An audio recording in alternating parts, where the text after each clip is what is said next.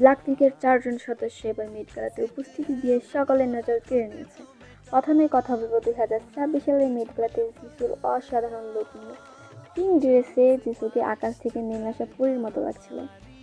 Jenny 2024 সাল, 2025 সাল ও 2026 সালের মেট গালাতে এসেছে। 2024 সালের নেভি ব্লুতে জেনি যেন সকলের ভাবনাকে বদলে দিয়েছিল। তাকে ছোট পরীর মতো লাগছিল। 2025-এ জেনি স্বয়ং রানী হয়ে রাজত্ব করেছে সৌন্দর্যের অদৃশ্য দুনিয়ায়। ব্ল্যাক ড্রেসে মাথায় টুপি আর অসাধারণ মেকআপ তাকে অতুলনীয় লাগছিল। তবে 2026 সালে তার সৌন্দর্য যেন ভাটা পড়েছে। গতবারের তুলনায় জেনি কেবল অতটা আকর্ষণীয় লাগছে না। এটা আমার নিজস্ব মতামত। লিসা 2025 এবং 2026 সালে মেডিকেলাতে নিজের চৌকস ধারালো সৌন্দর্যে সকলকে আহত করলেও 2025-এর ড্রেসে তাকে আমার পছন্দ হয়নি, কেননা ড্রেসটা খুবই ছোট ছিল। যাই হোক, তবে 2026-এ সে নতুন যেন চমক তৈরি করেছে নিজের সৌন্দর্যে।